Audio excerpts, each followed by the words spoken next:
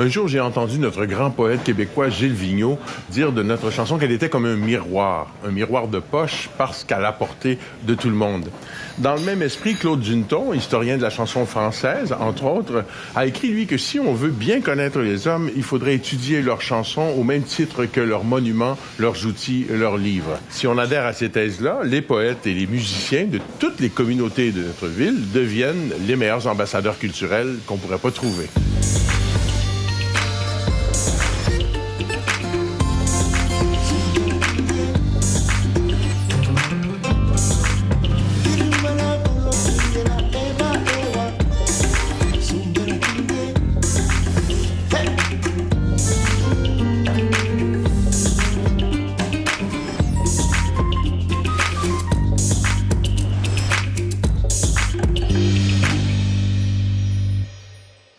Aujourd'hui, on découvre la kora et le blues africain avec des musiciens généreux et chaleureux dans la galerie d'un collectionneur passionné d'art africain.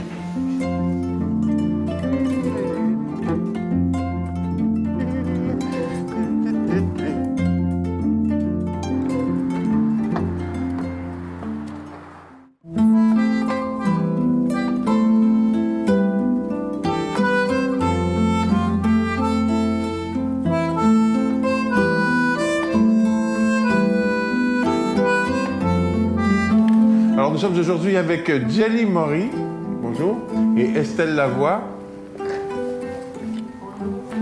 des choristes qui jouent du folklore québécois sur une kora. Est-ce que c'est facile de jouer du folklore québécois sur la kora? Ça dépend quel morceau. Quand c'est des pièces traditionnelles qui modulent pas, oui, c'est possible. Parce que la kora, ça module pas, un peu comme ton accordéon. Oui, c'est ça. Ouais, j'avais vu que ça module pas, c'est même ça change pas de note des fois. Alors, parlez-moi un peu de cet instrument, la kora, où il est joué en Afrique, dans quel pays? Le pays de Djely Morry, le Mali, c'est un des berceaux de la kora. Et aussi la Guinée, le Sénégal, la Gambie, la Guinée-Bissau. Puis c'est les Guinées où il y avait l'Empire mandingue. Donc, c'est un instrument qui vient de l'Empire mandingue. De l'Empire mandingue. Qu'est-ce que c'est l'Empire mandingue? C'était avant que les colonisateurs arrivent en Afrique de l'Ouest. La carte de l'Afrique était différente. C'était partagé en empires. Il y avait l'empire du Sossou, l'empire du Wolof, l'empire du Mandingue, l'empire du Ghana. Et puis, est-ce qu'il y a un répertoire folklorique qui appartient à la kora? Est-ce qu'il y a des airs qui sont transmis de génération en génération, Djely Morry? Oui, il y en a beaucoup. Parce que je pense que la kora, avant, c'était un instrument qui accompagnait les rois, les guerriers, les chansons. Ça me semble être une musique assez douce pour accompagner des guerriers, par contre. Ah, mais pas les guerriers au combat, pas sur le champ de bataille. OK, c'est quand ils sont de retour? Un grand général là, qui a gagné plusieurs batailles. Alors là, les griots vont lui faire des chansons. Ouais. Puis on va chanter ces chansons-là en l'honneur de ce guerrier-là. Un griot, c'est quoi? Un griot, c'est quelqu'un qui raconte. Qui connaît l'histoire, qui peut s'arrêter devant je ne sais pas combien de milliers de personnes. Là. C'est une référence. Et quand il commence à expliquer l'histoire, là, tous ceux qui sont sur place là-bas, là, ils savent que les gars, qu'est-ce qu'il dit? C'est ça, la vérité. Et ces chansons-là, elles sont répertoriées, elles sont écrites ou c'est... Parce que je crois que c'est assez oral comme culture. Chez nous, on n'écrit pas.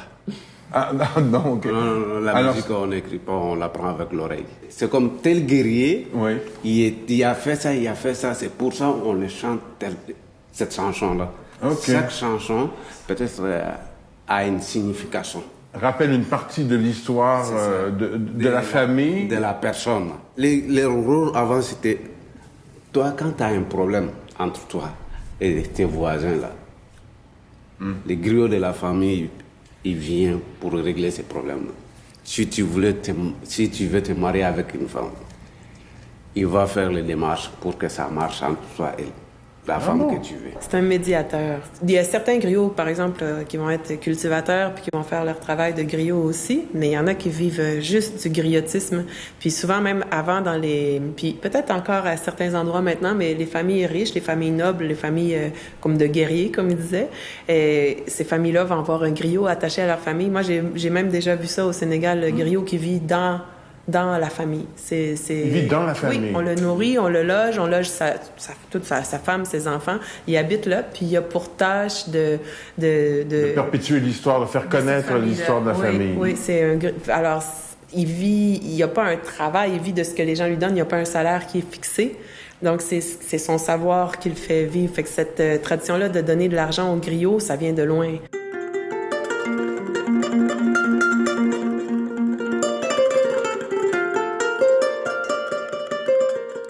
Même s'il y a des différences, je ne peux pas m'empêcher de faire un rapprochement artistique entre le griot africain et le conteur de chez nous. Les deux ramènent à l'avant-scène les attraits de la parole vivante. Nos conteurs comme les griots racontent tout haut les histoires de la famille, ses malheurs et ses joies. Les deux aident à la bonne entente au village et peuvent même aller parfois jusqu'à encourager les amours. Et tout ça rien qu'avec des mots et de la belle musique. À trop insister sur le fait que les écrits restent, on finit par oublier que les paroles s'envolent. Et qu'en s'envolant, si on embarque avec elles, elles peuvent nous élever nous aussi. Le conteur et le griot, quant à moi, sont des jumeaux.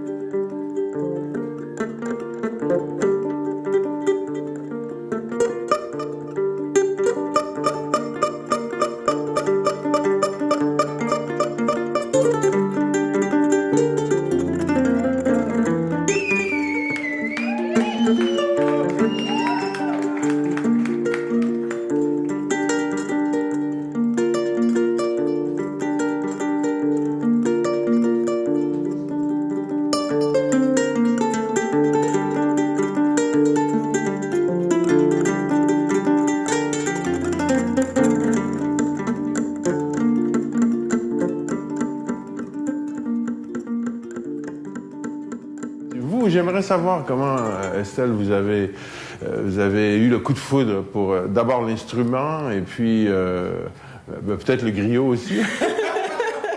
Un jour, j'ai entendu un album de musique qui était un album du groupe Takadja. Et sur cet album-là, il y a Nathalie Cora, qui est une grande joueuse de kora qui habite ici à Montréal. Il y a une amie qui m'a invitée à un spectacle où elle était là, elle jouait. Puis c'est vraiment ça qui est arrivé. Elle m'a mis la kora dans les mains, puis j'étais comme « Oh, wow! » Je suis tombée en amour avec ça. Parce que justement, ouais, c'est spécial.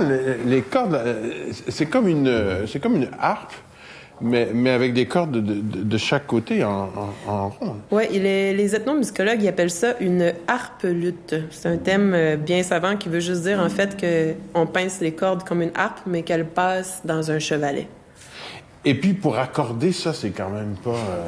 Ben, Djélimori, il est allé à la façon plus occidentale, qui est beaucoup plus pratique avec les clés, mais celui-là, il faut monter avec les pouces les anneaux de cuir.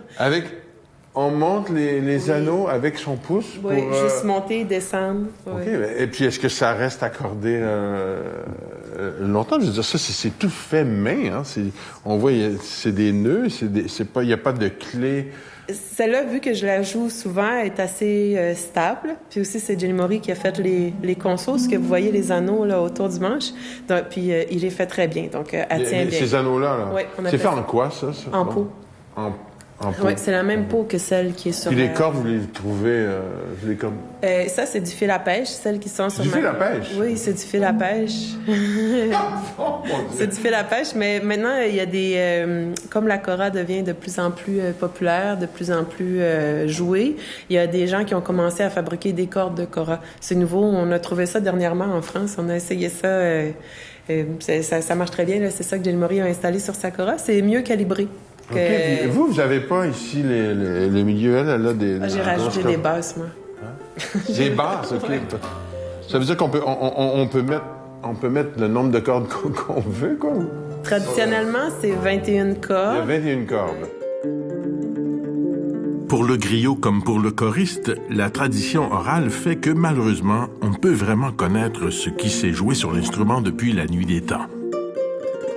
Et vous fabriquez des cordes? Oui. Ah. Celle-là, c'est moi qui l'ai fait. Et c'est fait en quoi? Peau de vache. Peau de vache. Et ça, c'est... Calebasse. Calebasse. Le bois, c'est un bois... Bois très dur. Oui. Un bois très dur. Ouais. Et ça, ici, c'est... le même bois. Même chose. OK. Puis en dedans, ça tient comment, ça? Vide. La peau, elle est tirée sur la calebasse au départ avec des cordes, puis on la fixe après avec des punaises. C'est beau, ça aussi, mais on voit, elle est électrifiée maintenant. Oui, ben ça, c'est j'ai deux... Pick-up? Deux pick-up, oui, dessus. OK, puis le son, il vient de là beaucoup aussi pour... Oui, on dit que ça laisse sortir le son. Et puis donc, Mais ces mélodies lointaines, qui ne se sont pas rendues jusqu'à nous, si on écoute comme il faut la musique d'Estelle et de Djely, il me semble qu'on peut presque en entendre l'écho. En tout cas, j'aimerais ça vous entendre... on va jouer une pièce traditionnelle. Ouais, une pièce traditionnelle, vous en avez qui se joue à deux.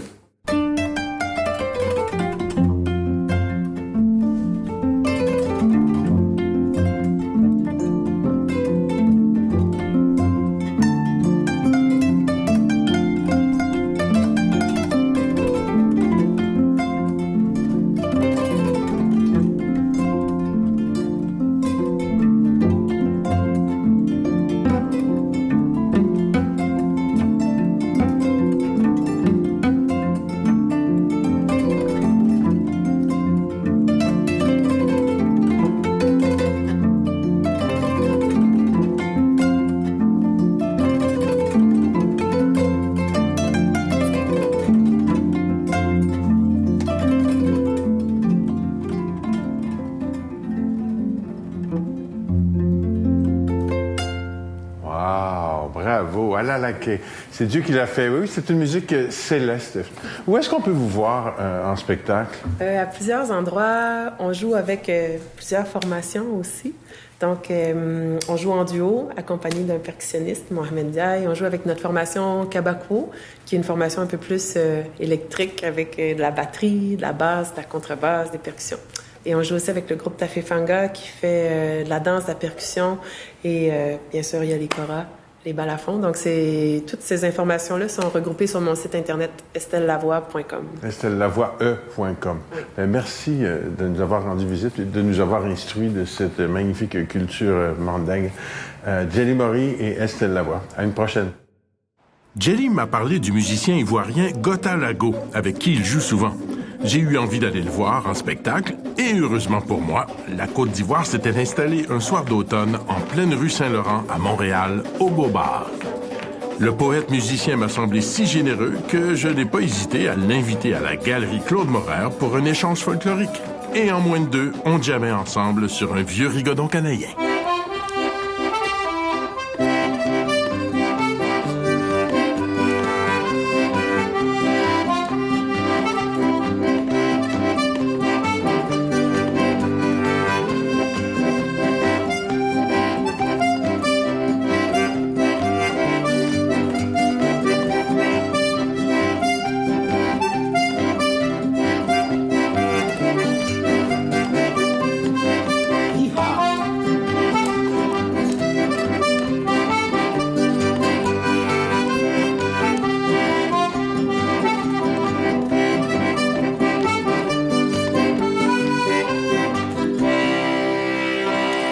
Alors là, avec cette chanson-là, Sucre d'érable, tu vas faire toutes les cabanes à sucre que tu veux et puis les gens vont se mettre à danser.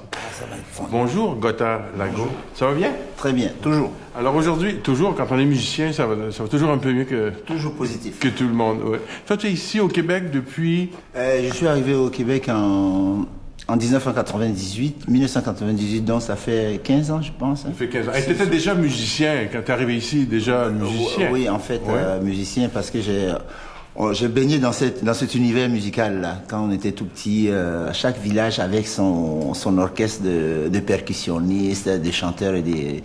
fait qu'on accompagnait les équipes qui faisaient un exemple du soccer. Avec nos instruments.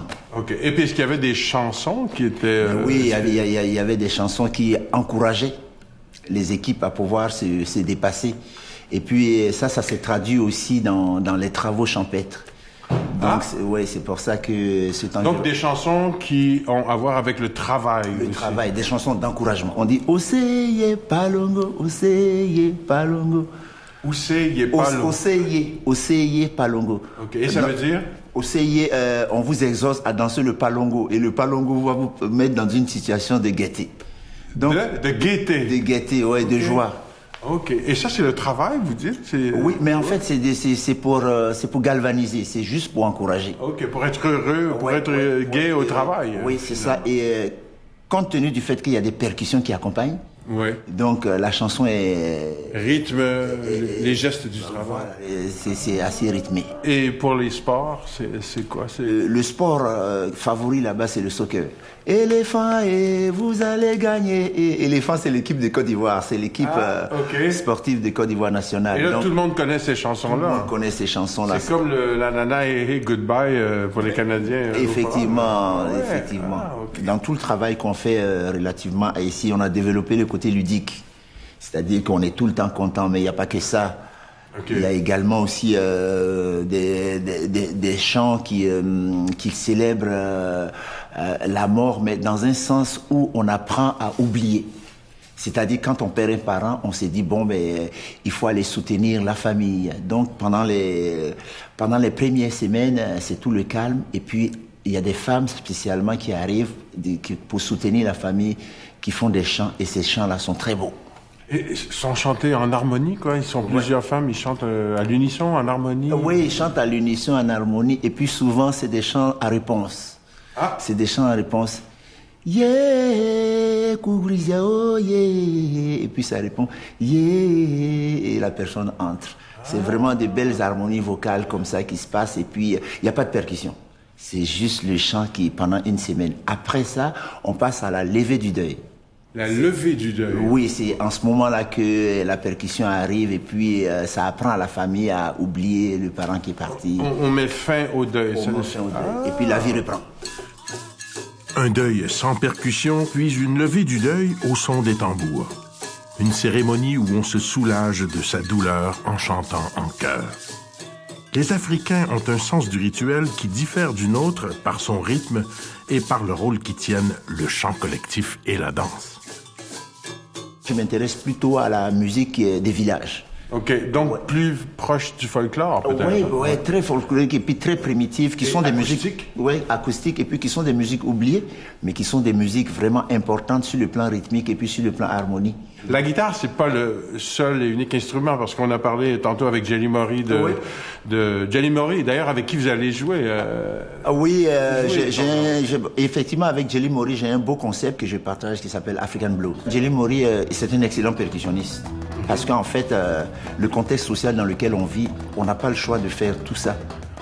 On danse, on chante et on joue de la percussion. Parce que tout le temps. Quand vous dites contexte social, le contexte social que vous vivez ici? Non, en Afrique. En Afrique. En Afrique, okay. Parce que quand vous jouez de la percussion, il arrive des fois que vous avez envie d'aller danser, mais vous vous levez sans jugement, vous allez danser. Okay, donc ça fait qu'on apprend en même temps. Et puis, comme le chant est collectif, vous chantez simultanément. Donc ça fait que c'est très rare de voir un musicien africain qui ne chante pas, qui ne danse pas, qui est juste concentré sur son instrument. Mais le contexte est différent ici parce que au niveau des cours, par exemple, les étudiants ils choisissent. Quand ils vont faire le chant, ils font le chant. Quand il veut faire la danse, il fait la danse. Quand il veut faire la percussion, il fait la percussion. Je voulais qu'on applaudisse Sadio, mon plus que frère. Ça c'est mon fils, c'est mon frère, il est tout pour moi. Et il va s'inspirer. Wow.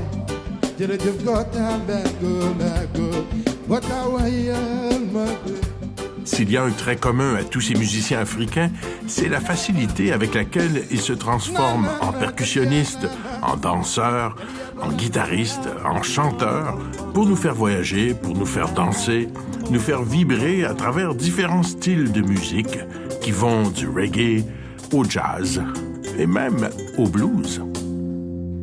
Le blues est africain, ai-je lu quelque part quand même. Oui, en fait, il est venu d'Afrique, mais quand il a voyagé, il a eu beaucoup d'influence. Donc, mais on reste toujours dans notre dynamique de musique assez percussive. Percussive. Oh, oui, c'est un blues joyeux, en fait. Un blues joyeux. J'aime beaucoup cette expression-là. Et nous, on appelle ça le blues de l'Occident. C'est vrai? Ben oui, parce que cette formule-là, c'est des formules d'accords. Après, vous allez passer ici. Oui, mais en Afrique, on fait pas ça.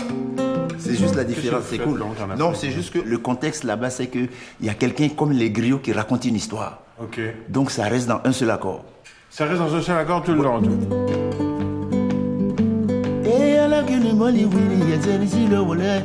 Il raconte toute la nuit. Il raconte Toute la nuit? Ouais, toute la nuit. Combien de temps ça dure un conte à raconter mais en fait, les gens se succèdent. OK. Ils se succèdent. Se succèdent et donc ça dure... Oui, et puis pendant ce temps, il y a la nourriture. C'est vraiment une fête familiale où les gens se retrouvent le soir au clair de lune. Là. Donc la notion du temps, ça n'existe pas. 80% des chansons aussi sont des images. En Afrique, là, on dira pas, par exemple, que le chef du village ou bien le roi est mort. On dira que le soleil s'est pas levé ce matin. Il y a toujours des images. C'est métaphorique. Oui, c'est métaphorique.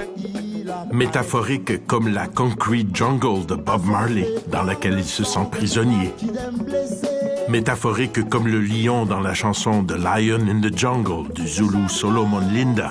Lion, symbole du peuple sud-africain, endormi sous le joug de l'apartheid. Par le sang de Pakidem, farouchement blessé hier.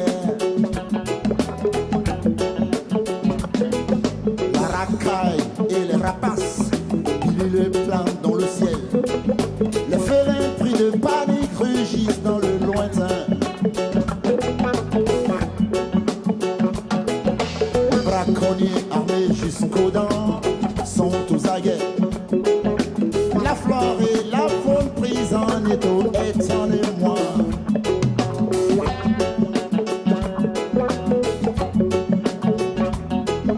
Les charognards ont envahi ma patrie, assoiffés par le sang d'un Pakidem blessé. Les charognards ont envahi ma patrie.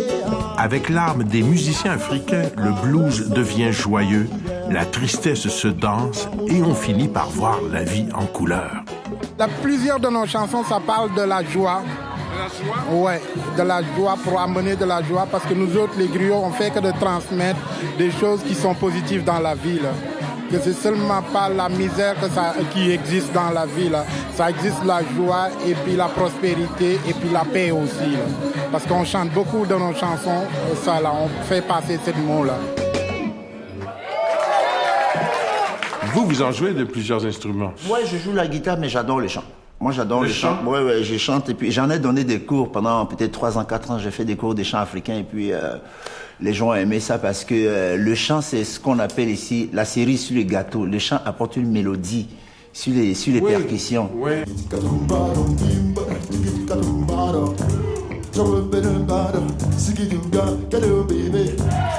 Parlez-nous des instruments que vous avez apportés ici aussi. Ça, Bon, ça, c'est un shekere. On le croise partout. Et puis... c'est assez... Ça, c'est la percussion. Ça. Ouais, c'est une percussion, mais assez spéciale. Ça a l'air anodin, mais il fait vraiment partie de tous les instruments de percussion. Et il y a plusieurs façons de pouvoir le jouer. C'est fait d'une calebasse, c'est une courge. Oui. Qu'on en trouve ici partout. Et puis, il y a trois façons. La première, c'est celle-là. Ah bon? Avec les mains. Ouais. Le mouvement des épaules.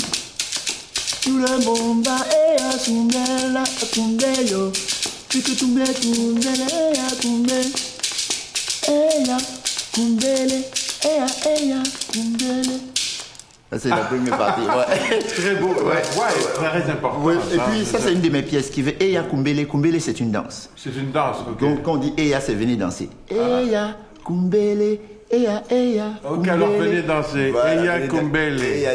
Donc, et puis ça, on peut le prendre comme ça. Nous, on dit on le prend par les cheveux. Ok. Et puis, c'est ça. Eya Kumbele. Eya, Eya Kumbele. Donc, voyez-vous, comme ça, on a ça. Et puis, on a la dernière façon, c'est comme ça. Ah bon, c'est comme les cuillères. Ouais, c'est comme les cuillères. Décidément, là, toutes les cultures se ressemblent. Et puis là, vous avez le tambour, et ça, c'est assez original parce que le tambour, finalement, c'est un tambour qui est fabriqué ici au Québec. Moi, j'ai trouvé beaucoup de similitudes avec la culture québécoise ici quand je suis arrivé. J'ai travaillé avec des musiciens traditionnels. Ils font la danse des pieds, ils jouent de la cuillère et ils chantent en même temps. Donc faites cet exercice-là, il n'y a aucune musique qui est plus difficile que l'autre, toutes les musiques se valent. Habituellement, ça se joue avec des maillotches. Moi, je le joue avec la main à cause du contact. Ah, vous préférez le faire avec la main? Oui, le contact avec la main permet de jouer plusieurs notes à la fois. Mais ça c'est drôle parce que c'est un tambour avec des notes. Mais quand tous les tambours ont des notes, vous allez me dire, mais là, c'est plus précis quand même parce que la longueur des doigts... Oui, il a été travaillé spécialement pour ça. C'est ça qui fait la beauté. Donc, on peut le mélanger avec d'autres instruments, une kora, une guitare. Et puis... si je joue de la guitare, moi, vous allez pouvoir... absolument. En quel accord? Oui, peut-être, je vais voir, peut-être sol mineur, si c'est possible. Un sol mineur? Un sol mineur pour monsieur.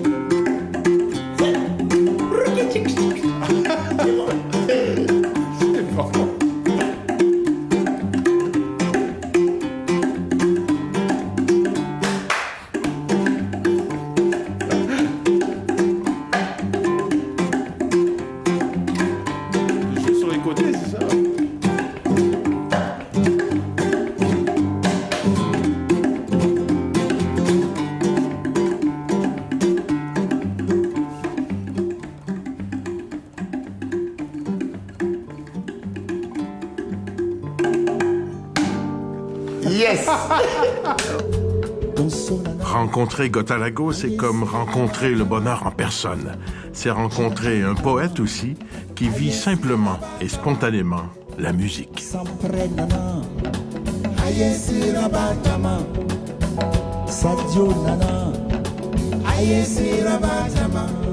Il doit avoir des chansons sur la mer. En fait, les chansons qui sont sur la mer, c'est parce qu'il y a la Reine des eaux. Pour qui on appelle ça Mami Wata, c'est-à-dire la reine des eaux qui est la jeans qui vit dans l'eau. Les pêcheurs l'utilisent, l'invoquent beaucoup. Parce que quand ils vont sur les eaux, ils disent qu'il y a une sirène. C'est une sirène en fait. C'est une sirène, Sirène.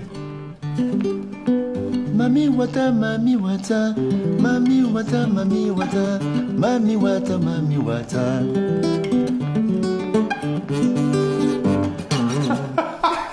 Super! Mami Wata, Mami... En fait, c'est Mami Water. Ça a été transformé. OK. C'est la sirène des eaux. OK, Mami Water. Oui, mais on l'appelle Mami Wata. Si vous allez sur Internet... Mami Wata. Ouais, Mami Wata. Et puis ça, c'est dans un rythme qui s'appelle le High Life. Ça vient du Ghana. Ah, ok. Ouais, ça vient Mon Dieu, mais vous êtes une encyclopédie de culture. Si on veut se tenir au courant de ce que vous faites, vous avez un site internet, Afri Blues. African Blues Project, ça c'est mon site internet. J'ai un MySpace aussi, Gotalago MySpace, oui, c'est là-dessus. Parce qu'en fait, j'ai deux projets. Il y a le projet Blues, qui est consacré au blues africain, et puis il y a le projet Gotalago Project qui s'ouvre aussi d'autres styles de musique. Ok, alors Gotalago. Gotalago, c'est ça qu'il faut. C'était vraiment une charmante rencontre avec vous. Merci. On finit par un blues, veux-tu? Si tu veux, j'adore, absolument. Okay. Tu peux prendre je vais prendre ma guitare. C'est un mi et puis mi mineur et la majeure. Ça veut dire Kuma c'est la parole. Mi mineur et la majeure. Kuma c'est la parole. Neve Kumala. Neve Kumala. Neve Kumala.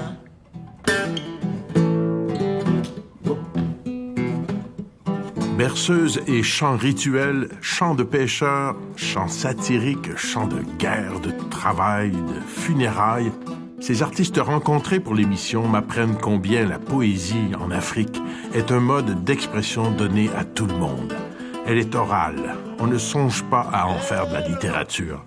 La poésie est faite de mots que tous et toutes entonnent et de sons qui dansent au rythme des tambours. Hey!